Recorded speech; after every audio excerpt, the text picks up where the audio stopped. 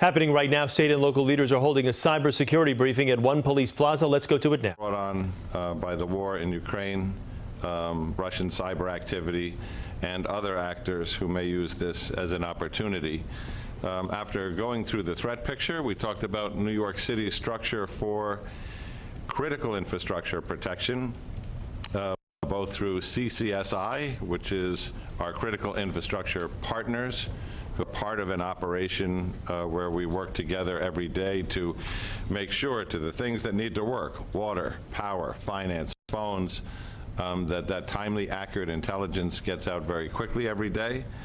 We also talked about Commissioner Frazier and OTI, the Office of Technology and Innovation and Cyber Command, which is our New York City-centric cybersecurity piece, and all that's being done. The purpose of our meeting was to talk about opportunities for legislation and help from the federal government to make these systems bigger, better, more innovative, more secure. So we have with us Senator Gillibrand, we have Comptroller Brad Lander, and we have Commissioner Matt Frazier from OTI. Senator? Thank you so much. I want to thank everyone for being here. I appreciate it very much. I want to thank our NYPD and the Deputy Commissioner of Intelligence and Counterterrorism, John Miller, for hosting us and for the briefing. I also want to thank and recognize our Controller, Brad Lander, as well as our Chief Technology Officer, Matt Frazier, for the thorough briefing and the very thoughtful discussion about resources and expertise that the NYPD is developing and already has to monitor and address the rise of cyber attacks that we've seen around the world, including here in New York City. Last April, when hackers attacked the MTA, it raised serious concerns about vulnerabilities in our systems. And we've seen ransomware attacks and phishing scams continue to target people and companies around the world. Russia's military attack on Ukraine's cities and buildings have happened in conjunction with cyber attacks waged on Ukraine's critical infrastructure, from its banks to departments of government. And there's no guarantee that those attacks will be limited to Ukraine. Following the sanctions that the U.S. and our allies have levied on Russia, there's an increased risk that Russia will carry out retaliatory cyber attacks, particularly against New York State infrastructure and individuals. We must act quickly to strengthen our cyber defenses to counter any unwarranted and unprovoked Russian aggression here. I've been working at the federal level to get cyber defense resources to our state and local governments. Majority Leader Schumer and I called for the fiscal year 2022 funding package to include a significant increase in cybersecurity funding for the Multi-State Information Sharing and Analysis Center called MS-ISAC program, which is located in upstate New York in Rensselaer County. MS-ISAC is used by all 56 states and territories and more than 12,000 local governments who rely on it for early cyber threat warnings, threat advisories, vulnerability identification and mitigation, malware and forensic analysis, automated threat feeds, and incident response support. So I can tell you, looking at the work they do here, it is impressive, it is state of the art, and it is something that should be replicated across the country. Today, we want to offer New Yorkers and New York businesses a few tips on cyber safety and security so you can protect yourselves, your companies, and your personal information. You can think of these as the 3 S's of cyber safety. First, secure your accounts. That means making sure you have strong passwords, different ones for each account, from your bank account to your Instagram. And turn on 2-factor authentication, which sends you an original login code that you have to enter. That way, if hackers get your password, they'll be blocked from your account at the second step. Second, software updates. Make sure you download the latest updates on your phone, computers, laptops, apps, and programs as soon as they're released. They often contain critical security updates and upgrades to protect you from new threats. And third, stay vigilant. Most cyber attackers aren't going to break into your accounts. They're going to try to trick you into letting them. Those tricks often come in the form of emails or direct messages that appear to come from businesses telling you that you need to click on a link to update your personal information or collect a prize. They may also make demands or threats. Remember that you do not have to respond. Take the time to check where the message is coming from and if the email or account looks legitimate. If you have doubts, you can always reach out to the company by either emailing them independently or picking up the telephone. Taking these few steps can help keep you safe and your information secure. And all this information is available at gillibrand.senate.gov/cybersecurity, so you can refer back to any of these tips at any time. The Cybersecurity Infrastructure Security Agency also has more information specifically for businesses through their Shields Up program, and you can find that at cisa.gov/shields-up. I will keep fighting to prepare our state and nation to monitor and defend ourselves from cyber attacks. And in the meantime, these tips can go a long way to keeping New Yorkers safe. I would now like to introduce our next speaker, our New York City Chief Technology Officer, Matthew Frazier. Yep. I can get rid of it. Yep. You're not as short as me. I got it. There we go. All right. So, greetings, everyone. I'm honored to be here today at One Police Plaza with Senator Gillibrand, John Miller, Deputy Commissioner for Counterterrorism and Intelligence, and New York City Comptroller Brad Lander. This morning, I met with Senator Gillibrand to discuss rising cyber threats facing New York City in the midst of the Russian invasion of Ukraine.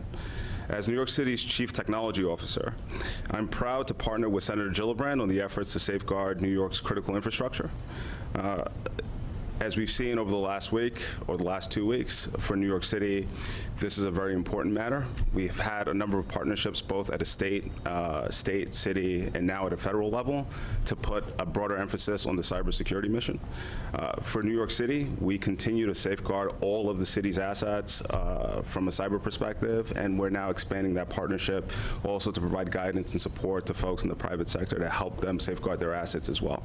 Whether you look in the city as a whole or you look across the nation, over 85% of critical infrastructure operated across the nation is operated by private entities.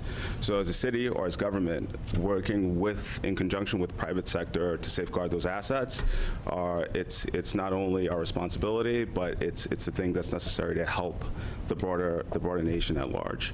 So with that, I'd like to introduce New York City Comptroller Brad Lander, who has a couple of things to say. Thank you very much, Matt. Great to have you on board as our New York City Chief Technology Officer. Deputy Commissioner, thank you so much for welcoming us here. And Senator, especially thanks to you for keeping this critical issue of cybersecurity really on people's minds. You know, there are a lot of risks facing us in the world today, and it can be hard to keep track of them when you wind up in the middle of a pandemic, when a rainstorm can, lead to flooding that causes people's deaths, when a war changes so many things about our security and about our economy. But one thing we know for certain in the coming years ahead is that the vulnerabilities created by cyber attacks is going to be growing, and unless we do more to strengthen our cybersecurity capacity, we will suffer for it. And you can really see that just in the week or two since the war, the way in which we are so much more profoundly and deeply networked globally is actually enabling the Biden administration, working with our allies, to impose a set of sanctions much more rapidly and effectively than I think people would have thought possible. We live in a more networked world where our financial infrastructure, our security infrastructure is much more tied together. But of course, that exposes us all to much more risk, and we need to be paying attention to them. And of course, that's true right here in New York City as well. Last year, the New York City Law Department was hacked. Just last week at the state level, the state JCOPE Ethics Authority was hacked. Obviously, this is critical in the private sector, critical in banking, critical in healthcare, but it is also critical in government. We have in my office, as part of our Audits Bureau, a team that works on IT and cybersecurity. They had actually identified some of the weaknesses in the law department's cybersecurity infrastructure, but of course we don't make those audits it's public because we don't want to tell hackers exactly where they should go, and we don't yet have as strong a partnership as we're going to be building with the Adams administration and making sure that the work they are doing collectively to make sure agencies are strong and protected is in sync with what we're doing. We're identifying where weaknesses are and then getting them addressed quickly so that we can make sure that all New Yorkers are safe, that their information is safe, and that our vulnerable systems are safe. All of that requires a city, state, and federal partnership, the resources to be doing it, but also just the ongoing attention that is not easy to give in the moment when you don't feel that crisis is hitting you, but that is exactly the moment in which you have to be making sure that your systems are strong. So again, Senator, thank you for making sure that these risks stay elevated in our attention and bringing us all together today to address them. Thank you. We've been talking a lot about this threat buildup more than a month ago. I was wondering if you can tell us, have we actually seen a Russian-based attack on city or local infrastructure? Has it been foiled? So in short to that, across the city, we're always looking at telemetry data, looking at information coming in around threats that are popping up. The city, much like private enterprise, we see threats pop up periodically. Those specifically associated to this heightened sense, we've seen an uptick, but we're not aware of any campaign that's explicitly targeting the city itself. In terms of us being able to foil and respond quickly to these acts as they arise, fortunately, we have the right set of tools in place, and we deter a significant number of threats per day, right? To get into the specific number of threats, I'm not going to do at this moment, but as it stands right now, there's no compromise, or there haven't been any compromise worth noting. What happens with the MTA hack, and what was learned from that, and what did you do going forward? So for the MTA itself, I would defer to the MTA to answer that question. MTA is a quasi-state authority, right? Anything specific to New York City, I can give you guidance on. But John, could you address that? Oh. No, I mean, you're still going to have to go to the MTA about the specifics of the MTA attack. What I can say is the tools that were used in the MTA attack are tools that were identified and flagged to our critical infrastructure partners, and that is a key in limiting it. And in reference to your question, as Matt said, we're scanned thousands of times a day, millions of times a year. As a city entity, our agencies, this police department, since the heightened tensions brought on by war on the other side of the world, U.S. Cyber Command is supplying us with timely, accurate intelligence. That's the first step. We take those things, indicators of compromise, rogue IP addresses, and we push them out immediately, geared towards effective tactics and rapid deployment. Here's what you're looking for. Consider them the license plates of the cyber world. Are you seeing any of these? We have had city agencies identify them in near real time from getting those alerts. And we do see things that come with malware that's trying to beacon out and bring in tools. And so far, because of that timely, accurate intelligence, and you can never relent on this, we have managed to stop them from bringing in anything worse. But this information flow has to be rapid, it has to be effective, and it has to be acted on.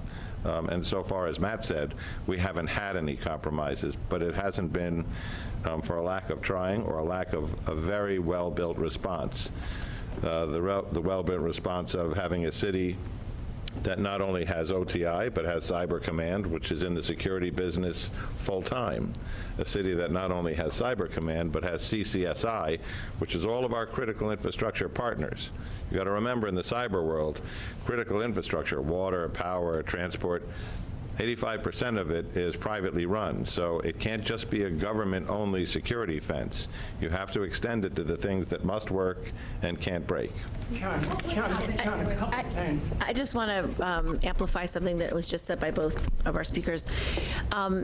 We have been dealing with cyber attack and cyber threat for a decade. We saw it in the Russian hack for the election in 2016. We saw it with the hack globally of SolarWinds. We saw it with the hack of food supply chains and transportation networks and energy supply chains. And so we have bad actors, including state actors from Russia, China, Iran, North Korea. We have bad actors from cyber criminals to different cyber entities who may be acting on their own or being funded by these nation-state actors.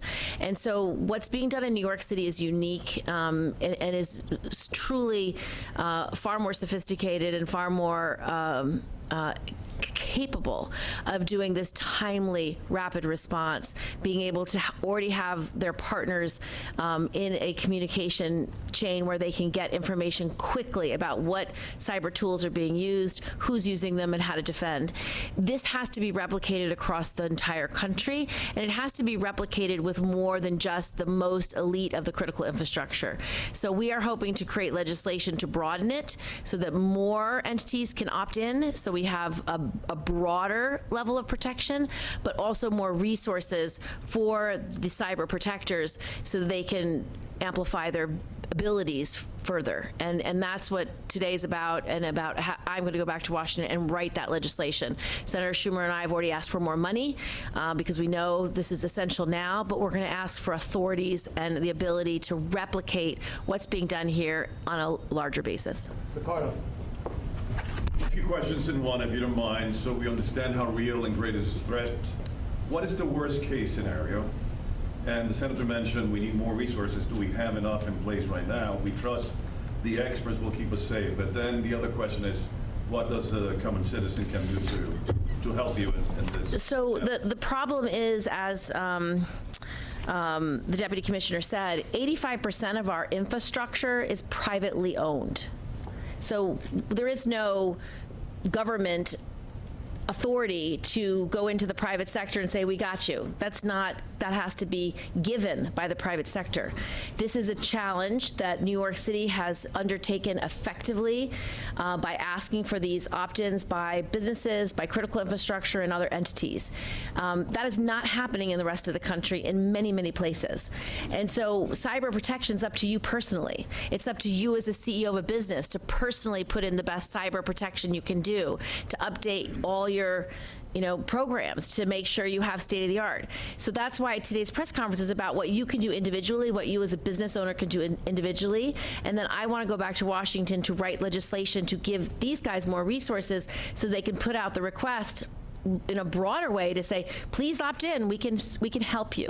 But this is something that has been entirely done through the private sector for most entities. And I think that we need to have the state-of-the-art hub system that's working here used elsewhere. John, can you add to that on your list of priorities? How big is this? I would just say, we didn't wake up yesterday and say there's trouble on the other side of the world and we need to get serious about cybersecurity. We have been building for 9 years now the infrastructure that protects New York City. That means not just setting up CCSI, which is the cyber critical services and infrastructure collective of those private sector entities that we can't afford to have fail, not just setting up Cyber Command or OTI, but then taking them all together up to the IBM cyber range. And one group sits on one side of the wall, and the other groups sit on the other side of the wall, and they wage cyber war. One side is on defense for critical infrastructure, and the other is a room full of really good hackers using really good tools. Those kinds of war games, that kind of practice that brings them into real-world experiences, or as much like real world as you can get without putting your systems at risk, are the building blocks that got us to where we are today, to the extent that the senator recognizes New York City, and we saw just a couple of weeks ago that those systems are now being linked throughout New York State. to the gold standard where you would want to replicate that across the country. Peter. I don't know what you want to add to that, Matt. So you asked in terms of where does this fall from the priority spectrum. So cybersecurity, security as a whole, is #1 in the technology portfolio. Providing critical services then comes shortly thereafter. So from a security perspective, across both the mayor and the governor has shown how much of a priority this is within the first 2 months of the year by announcing and consolidating the efforts between both the city and the state from a security perspective. So for us, we are putting this at the top of the priority stack, and we want to ensure that as folks commute in and out of the state and as they reside within the state, they have full confidence in knowing that the government is watching the assets that are associated with them. John, if I could, how would you assess the current threat to the city and infrastructure partners? How has that changed over the past 2 weeks? And secondly, what exactly are you looking for from the feds? So the current threat, let me back up a step. The threat to New York City and its critical infrastructure operates on always high. It's a little bit like our threat of terrorism, where we understand we're a #1 target. And what you're seeing here is a little bit like the cyber version of the response to 9/11, where before 9/11 there were several JTTFs, Joint Terrorism Task Forces, made up of everybody, and then after there were over 100. So what we're talking about is expanding the network of what we're doing here in New York City. We've already expanded it to New York State, and then expanding that to other states. So all of this is in conjunction. That was happening before. Now when you add war into it, we know from an intelligence standpoint, from our friends at U.S. Cyber Command, as well as the Department of Homeland Security, Rick Jacobs over at the FBI, the special agent in charge of their cyber division, Gus Rodriguez, our guy on the cyber task force, we hear the same thing from everybody, which is the Russian state actor, when tensions rise, increases malicious cyber attacks for both tactical, to disable systems that may be running against them from an adversary, and strategic, to be able to put pressure on other entities, be they allies or people in their interest to disable. So we get that we're in a heightened threat, and we have been gearing up for that heightened threat to come along from our normal high alert to ultra high alert, and that's where we are, and it's working. I mean, we're seeing the indicators of compromise, we're feeding them into our systems, and the exactly what you're looking for comment, whether those are IP addresses or other signals, we're looking for things that are coming in and then sending signals back out, and we're stopping them. Now, we do that every day. The difference is we can attribute some of those to this event and to state actors. And what exactly do you want from the feds? What exactly are you looking for? Can I answer that? Please. I came to them, so I want to give them more money. I want to give them more resources. I want to give them more capabilities, and I want to have a more robust conversation about dealing with the fact that 85% is in the public sector, is in the private sector. We need this partnership to be elevated, to evolve, and to be broadened, and it needs to happen now. It's an urgent crisis. The risk level is as high as I've ever seen it, and I sit from the perch of the Armed Services Committee and the Intelligence Committee. So I'm deeply concerned that we need to surge resources now, because what they're doing here is outstanding and it needs to be replicated around the rest of the country, and I need to give them more resources so they can broaden their capabilities. Last question right here. What sort of alert system is set up in the city if there is a cyber attack? Is there like a push notification system or something to alert New Yorkers if there is a cyber attack on a city performance? So as it stands right now, the city has Notify NYC, where if there's any credible incident across the city, where you can subscribe and we can send alerts out relating to that. In terms of the city's internal capabilities to identify threats, we have a 24/7 security operations center that pulls in telemetry from all the mayoral entities and those that opt in. And that gives us the ability to respond in real time based on the alerts that we see, in addition to just the detection alerts that we have from the tools that are running in the city systems. We also have a 24/7 phone line, so folks can call in and ask for support where possible. In the event that something is discovered, being compliant with both privacy and state and federal regulations, as we become aware, we make the public aware shortly thereafter. I was going to say, how fast does that notification system usually go out? So as it stands right now, we know within seconds of a compromise, right? If there's an indicator of compromise, and our ability to respond to that is shortly right after getting that notification. So we're talking real time, 24/7. Senator, can you speak to a gas ban before you go, please? I know a lot of people are wondering about your position on Yeah, that. I fully support banning Russian oil into the United States. It is a grave concern for New Yorkers and for the entire country, what's happening in the Ukraine. And I think the gas ban is appropriate and an appropriate response. We are prepared and aware that we may see a rise in prices. Gas prices have already gone up because of the threat of war. Now that the war is happening, they will continue to go up. But we have to stand shoulder to shoulder with the Ukrainians, and we have to stand against the belligerence of Russia. Thank you, everyone. Thank you.